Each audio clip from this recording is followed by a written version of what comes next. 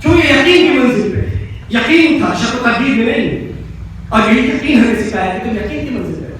پہلی چیز. دوسری چیز قناعت. مومن کی صفت یہ ہے، معصومین نے فرمایا، حدیث ہے کہ المؤمن قانعا بما رزقه اللہ. مومن وہ ہوتا ہے جو کچھ اللہ نے اس کو عطا کیا ہے وہ اس پر قانع ہوتا ہے. قانع کا مطلب کیا ہے؟ کبھی کبھی قناعت کا مطلب ہم لوگ کنجوسی لے لیتے ہیں، غلط ہے. کنجوسی اس کی ضد ہے. قناعت الگ چیز ہے. قناعت میں اسراف بھی نہیں ہوتا، کنجوسی بھی نہیں ہوتی، اعتدال میں رہتے ہیں، حد وسط میں رہتا ہے قانع شخص. اس کی ضد ہے کنجوسی، بخل، یا پھر بعض لوگ اس کو فضول خرچی میں لاتے ہیں. یہ بھی غلط ہے. نہ فضول خرچی ہو نہ کنجوسی ہو. یہ قناعت. قناعت حد اعتدال میں ہو. ہمارے وطن میں یہ چیزیں بہتر ہے. 500 روپے کمایا، کوشش کرنے کے بعد افراد ایسے ہیں 1000 روپے خرچ کریں گے. 500 روپے لائیں گے کہاں سے؟ خرچ دینا پڑے گا، مصیبتیں اٹھانی پڑے گی، تو یہ فضول خرچی. بعض لوگ ایسے 500 روپے کمائیں گے، 10 روپے خرچہ کرنا ان کی جان پہ آتا ہے. یہ بہت، یہ بھی اسلام نے دونوں چیزوں کو غلط قرار دیا کہ نہ اسراف کرو گنہگار بن جاؤ، اور نہ بخل کرو کہ غلط کام بن جائے. قانع وہ ہوتا ہے شخص کہ جہاں پر خرچ کرنا وہاں پہ خرچ کرے گا، اور یہاں پہ کنٹرول کرنا وہاں پہ کنٹرول کرے گا. قانع شخص ہمیشہ قوم میں بھی اجتماع میں بھی عزت کے ساتھ زندگی گزارتا ہے. کنجوس کی وہ عزت نہیں ہوتی، فضول خرچ کرنے والا کامیاب نہیں ہو سکتا. قانع قناعت بہت ضروری ہے. دوسری چیز. تیسری چیز صبر. اس چیز کی ہمارے پاس، ہمارے معاشرے میں، ہمارے قوم میں کمی ہے.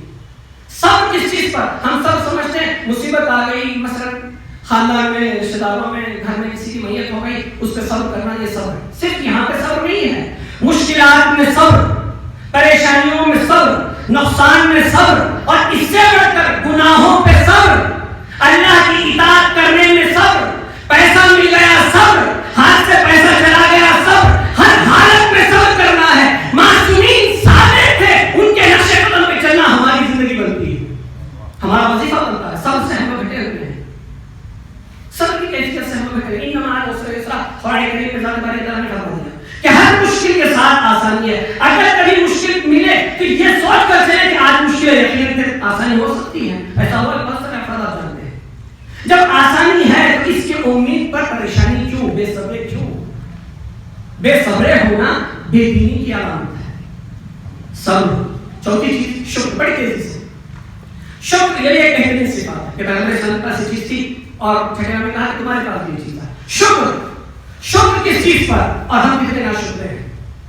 شکر اللہ کی نعمتوں پر. توجہ چاہتا ہوں میرے نوجوانوں، اللہ کی جو نعمتیں ہمارے پاس ہیں اس پر شکر ادا کرنا ہے. مگر افسوس ہمارے سوسائٹی میں ہوتا کیا ہے، جو چیز ہمارے پاس نہیں ہے دوسروں کے پاس ہے، وہ دیکھ دیکھ کر ہم پریشان ہوتے ہیں، ناشکرے بنتے ہیں. ناشکرے حسد کو لے کر آتا ہے، حسد کی بیماری کو لے کر آتا ہے. ناشکرا بننا ہمارے اندر حسد کی بیماری کو لاتا ہے. شکر گزار بننا حسد کی بیماری کو دور کر دیتا ہے. ہم ہمارے پاس کیا چیزیں ہیں وہ نہیں دیکھتے، دوسروں کے پاس کیا چیزیں ہیں وہ ہمیں نظر آ جاتی ہیں. کسی کا گھر اچھا کر دیکھ لیا، ہاں کیا اس کا گھر ہے، اللہ اسی کو دینا تھا، مجھے نہیں دے رہا. اللہ سے بھی گلا پہلا ہونا. اور دوسرا ہے کہ جو پڑوس میں بیچارہ ہے، کس طریقے سے محنت کر کے اس نے کام کیا ہو، اس کے بارے میں دل میں حسد کیا. یہ نہ شکر پر ہمارے پاس.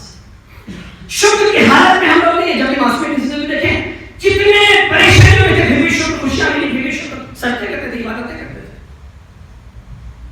ایک شخص حضرت موسیٰ کے زمانے میں، حضرت عیسیٰ کے زمانے میں جذام کی بیماری اس کو آئی ہوئی تھی، آنکھیں چلی گئی تھی، ہاتھ میں تھے، ہاتھ کی انگلیاں، جذام کی بیماری میں انگلیاں یا گوشت بدن کا کٹ کے گرتا ہے، ہاتھ کی انگلیاں، پیروں کی انگلیاں غلط، چلنے پھرنے سے معذور، ہاتھ ہٹانے سے معذور، آنکھیں بند ہیں، پریشانی کی حالت میں تھا. حضرت عیسیٰ کا گزر ہوا. حضرت عیسیٰ ایسے تھے کہ جذامیوں کو یا کوڑ والے بیماریوں کو ہاتھ لگاتے تھے، نابینا وغیرہ کو دعا مانگتے تھے تو لوگ اچھے ہو جاتے تھے. قریب سے گزر رہے تھے، وہ شخص اللہ کی بارگاہ میں کہہ رہا تھا، خدا تیرا شکر ہے، پروردگار تیرا شکر ہے جو نعمت نے مجھے عطا کی ہے، تیرا شکر ہے. حضرت عیسیٰ نے عجیب آدمی، نہ تو آنکھیں ہیں، جذام کی بیماری نے شکل کا ہویا بھی بگاڑ دیا، ہاتھ خراب ہو گئے، پیر خراب ہو گئے، پھر بھی شکر خدا ادا کر رہا ہے. پوچھو تو اصل ماجرا کیا ہے؟ حضرت عیسیٰ سے چلی باتیں کہتے ہیں کہ بھائی یہ شکر خدا کس نعمت پر؟ مسکرا کے کہتا ہے یا نبی اللہ کیا یہی کافی نہیں ہے کہ اللہ نے مجھے زبان عطا کی، کان عطا کی؟ یہ نعمت بہت بڑی نہیں ہے میرے لیے؟ اس زبان سے میں شکر خدا نہ ادا کروں پھر کیا کروں؟ حکم خدا ہوا ایسا، تم چاہو اس کے حق میں دعا کر سکتے ہو، بس بات میں اچھا ہوتا ہے۔ مطلب یہ کہ اتنی مشکلات میں بھی جو نعمتیں اس کے پاس موجود تھی اس کا شکر کیا بیمار میں۔ اور ہمارے پاس ہوتا ہے ہم اپنی نعمتوں کو بھلا دیتے ہیں جو ہمارے پاس موجود ہوتی ہیں، دوسروں کی طرف توجہ رہتی ہے اس کے پاس کیا کیا، حالانکہ اس کی کیا پریشانی ہے ہم کو نظر نہیں آتی۔ ہمیں دوسروں کی پریشانی نظر نہیں آتی، دوسروں کی خوشیاں جلدی نظر آ جاتی ہیں۔ ہماری خوشیاں ہمیں نظر نہیں آتی، ہماری پریشانیاں اللہ کی بارگاہ میں ہمیں جلدی نظر آ جاتی ہیں۔ بلکہ رب کی بارگاہ میں شکریہ کرنا، پروردگار تیرا شکریہ کہ جو نعمت میرے اندر ہے اس کو تو نے سمجھ نہیں کیا، تیرا شکر ہے۔ تو نے مجھے سلامتی عطا کی، تیرا شکریہ۔ تو نے مجھے سننے بولنے دیکھنے کی سعادت عطا کی، تیرا شکریہ۔ شکر نعمت کو اضافہ کرتا ہے احادیث میں، جتنا شکر ادا کرتے جائیں گے اللہ کی بارگاہ میں اتنی زیادہ آپ کی نعمتوں میں اضافہ ہوتا جائے گا۔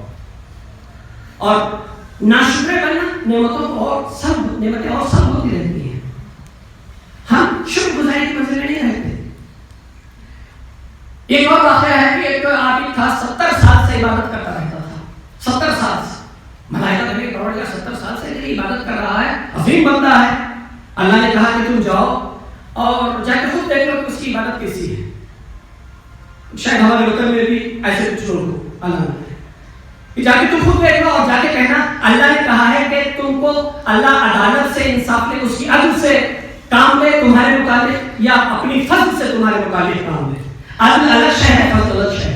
عدل یعنی جو عدالت کا تقاضا ہے بالکل اسی سے کام لینا، فضل یعنی اس کو اور عطا کر دینا، عدالت سے نہیں، صرف اس کے اوپر فضل اٹھاتے رہنا۔ تو اسی لیے معصومین نے دعا میں کہا پروردگار ہمارے جو کام ہیں، غلطیاں ہیں یا اعمال ہیں، اس کو دیکھ کر تو اپنی عدل سے کام نہ لے۔ اگر عدل سے کام لے گا تو ہم گنہگار ہیں، جہنم میں جائیں گے۔ اپنے فضل سے کام لے، اس لیے کہ تیرا فضل شامل حال ہو گیا تو ہماری دنیا کامیاب ہو سکتی ہے۔ حدیث میں فضل تو کہا جا کے تم پوچھو، سوال کرو اس سے عبادت گزار سے کہ اللہ تم سے عدل سے کام لے یا فضل سے؟ جیسے یہ ملائکہ ہے اس کے پاس، تاکہ اللہ نے کہا ہے کہ تمہاری 70 سال کی عبادت میں عدل سے کام لے یا فضل سے؟ کہا مجھے اللہ کا فضل نہیں چاہیے، لیکن معرفت دیکھیے، اللہ کا فضل نہیں چاہیے، مجھے عدل سے کام لینا ہے۔ 70 سال میں نے اس کی عبادت کی ہے، مجھے کیا ملا؟ 70 سال سے اس کی عبادت کر رہا ہوں، مجھے کچھ نہیں ملا۔ یعنی عبادت کر رہا اللہ پہ احسان بھی کر رہا ہے۔ ایسا ہوتا نا ہمارے پاس، ہم نے دیکھا بہت سارے لوگوں کہ اس کو ہی دینا تھا، کیا میں تیرا عبادت گزار نہیں تھا، کیا میں تیری نمازیں نہیں پڑھ رہا تھا، میں روزہ نہیں رکھ رہا تھا، اس کو دیکھ تیری نماز نہیں پڑھتا، اس کو دے رہا، مجھے نہیں دے رہا۔ بھائی اللہ کی مسئلہ ہم کیا جانے، آپ کیا جانے؟ وہ مصلحت اور وہ اپنی منشا کو بہتر طریقے سے جانتا ہے، مگر ہم اس کو پہچانتے نہیں ہیں، گلا اس میں ہوتا رہتا ہے۔ اور جب بھی نمازیں بھی ہوتی ہیں، روزے بھی ہوتے ہیں، عبادتیں بھی ہوتی ہیں، اس بے معرفت کی عبادت کا فائدہ کیا ہے؟ تو پھر جیسے ہی کام بنایا کرنے کا پروردگار یہ تو ایسا کہا ہے بے معرفت کی باتیں، کہ اس سے کہے تو چونکہ اس نے عدل سے کہا ہے یہ انار کا دانہ 70 سال کی عبادت کے برابر ہے، بس وہی کر۔ یہ کیوں معرفت نہیں؟ وہ پہلا بار جو نبی تھا معرفت اس کے پاس تھی، اپنی موجودہ نعمتوں کا شکر ادا کر رہا تھا۔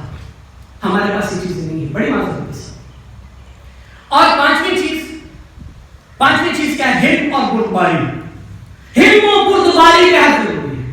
حلم و بردباری صبر و تحمل سے ہٹ کر، صبر سے ہٹ کر ایک شے ہے۔ حلم و بردباری یعنی اگر کوئی ہمارے سامنے آئے، ہماری بے ادبی کرے، ہمارے ساتھ گستاخی کرے، ہم کو ستائے، پریشان کرے، اذیت کرے، اس کے باوجود یعنی ہمارے پاس شجاعت ہے، طاقت و قوت ہے جواب دینے کی، مگر جواب دے کے اس سے ڈرنے کا کمال نہیں ہے۔ کمال یہ ہے کہ اس کے ساتھ خاموش رہ کر اس کے دل کو موم کر کے اپنی طرف کھینچ لینا، یہ کمال ہوتا ہے۔ معصومین کی شخصیت کو دیکھے، پیغمبر اسلام کی شخصیت کو دیکھے، بڑے بڑے دشمن آتے تھے، بے ادبی کرتے تھے، گستاخیاں کرتے تھے، مگر انہوں نے اپنے اخلاق سے ان کے دلوں کو موم کر دیا۔ جو کل کا دشمن تھا آج ان کا چاہنے والا بن گیا۔ یہ ایسا ہوا معصومین کے ساتھ پیغمبر اسلام کی زندگی۔ ایک عورت مکے سے باہر نکل رہی تھی اور بڑی پٹھڑی میں وہ اپنا سامان وغیرہ لاد کے اٹھا کے لے جانا چاہ رہی تھی، کیونکہ اس کو پتا چلا تھا کہ محمد نام کا کوئی فرد آیا ہے۔ ابتدا میں بھی اس نبی کی شروعات نہیں ہوتی اسلام، محمد نام کا کوئی شخص آیا، وہ اپنی رسالت کا دعویٰ کر رہا ہے، نئے دین کی ہدایت کر رہا ہے، مجھے مکے میں رہنا نہیں ہے، بتوں کی پوجا میں مکے میں رہنا نہیں ہے۔ اٹھا رہی تھی، پیغمبر اسلام کا گزر ہوا، پیغمبر نے کہا کہ بھائی خاتون یہ مشکل ہو رہا تمہیں اٹھانا، مدد کی ضرورت ہے تمہیں. وہ کبھی پیغمبر کو دیکھی نہیں تھی، سب سنا تھا. کہا کہ اللہ بھلا کرے تمہارا، کوشش کرو. اٹھا لیا، سر پہ رکھ لیا پیغمبر اسلام. علم لدنی سے پتا تھا کہ یہ دشمن ہے، میرے مخالف ہے، میرے دین کی مخالف ہے، اللہ کی مخالف ہے.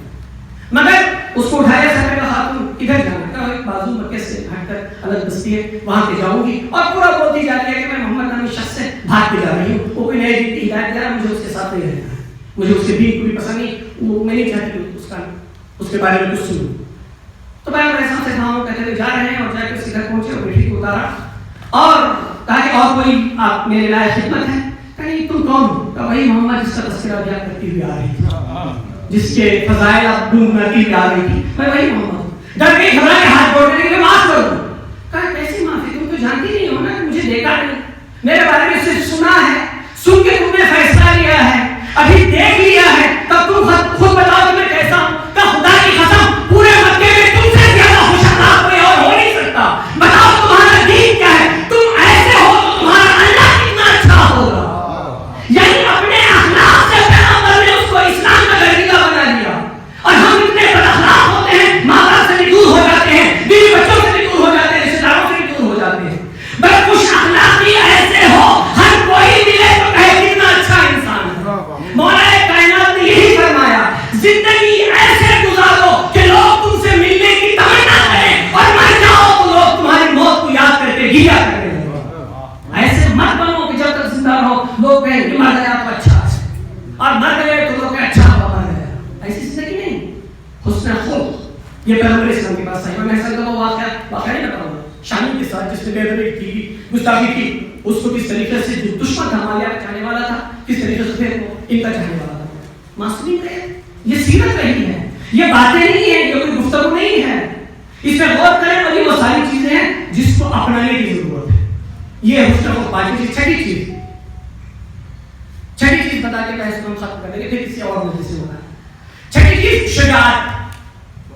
شجاعت جو مومن ہوتا ہے، جو خوش اخلاق پیغمبر اسلام کے پاس یہ تھی، یہ چیز یہ صفت. اور صرف یہ شجاعت ہم کیا مولا کائنات کی شجاعت کے تذکرے سنتے ہیں، یقیناً مولا کی شجاعت ہے.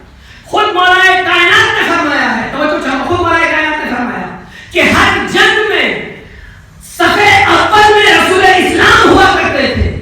اور خود جنگ احد میں بہت سارے لوگ رسول کو ہم کو چھوڑ چھوڑ کے بھاگ رہے تھے، اور ہم اس وقت میرے ساتھ جو افراد کچھ چنندہ افراد تھے تو سارے کے سارے رسول کے ساتھ تھے. یہ تو رسول کی حفاظت تھی، مگر دوسری بات اس سے بڑھ کر وہ یہ تھی کہ رسول کی شجاعت کی ٹھنڈی چھاؤں ہم لوگوں کو بھی ملتے رہے تاکہ ہم شجاع و بہادری کے ساتھ ثابت قدم رہ سکیں. شجاعت کا نام ہے اسلام کہ یہ مومن کی صفت ہے کہ وہ شجاع ہے. شجاعت کیا ہوتا ہے؟ شجاعت کی صفت، شجاع کی پہچان کیا ہوتی ہے؟ شجاعت کی پہچان جو آدمی شجاع بہادر ہوتا ہے اس کی پہچان یہ ہے کہ وہ سچا ہوتا ہے، جھوٹ سے کام نہیں لیتا. بہادر انسان کی پہچان یہ ہے کہ وہ سچ کا سہارا لیتا ہے. اور ڈرپوک، شجاع کی بہادر کے مقابلے میں ڈرپوک کی پہچان یہ ہے کہ وہ جھوٹ سے کام لیتا ہے. ڈرپوک جھوٹا ہوتا ہے، شجاع سچا ہوتا ہے. اور اسی طریقے سے آپ دیکھ لیں بہت سارے ایسے افراد تھے جو شجاع و بہادر تھے. دربار معاویہ نے بھی مولا کائنات کے فضائل کو بیان کر رہے تھے، سچائی سے کام لے رہے تھے. اور جو ڈرپوک تھے وہ معاویہ کے دربار میں ان کو پتا تھا کہ علی ہی کے اخلاق بہترین اخلاق ہے، معاویہ کا کردار اچھا نہیں ہے، پھر بھی جھوٹ اس کی تعریف کیا کرتے تھے. کیوں؟ بزدل تھے. ایک واقعہ کی خاتون مومنہ شریف ستے ابن جوزی اہل سنت کے بہت بڑے عالم گزرا. اہل سنت کی جامع مسجد بغداد میں وہ ممبر سے اس خطبے کے وقت کچھ شیعہ حضرات بھی بیٹھے ہوئے تھے. آج کے بغداد میں شیعہ سنی سب مل رہے تھے. تو آج کے 600 ہجری میں اس کا انتقال ہوا. ستے ابن جوزی کا بڑی بڑی تاریخ کی کتابیں لکھی ہیں، اہل سنت کا بہت اچھا پسندیدہ عالم بھی ہے. تو یہ ممبر ہے جامع مسجد بغداد سے یہ کہہ رہا تھا سلونی قبل ان تفتدونی، مجھ سے پوچھو جو پوچھنا چاہتا ہوں، اس کے میں چلا جاؤں. یہ چیلنج کس نے کیا تھا؟ مولا کائنات نے. یہ مولا کائنات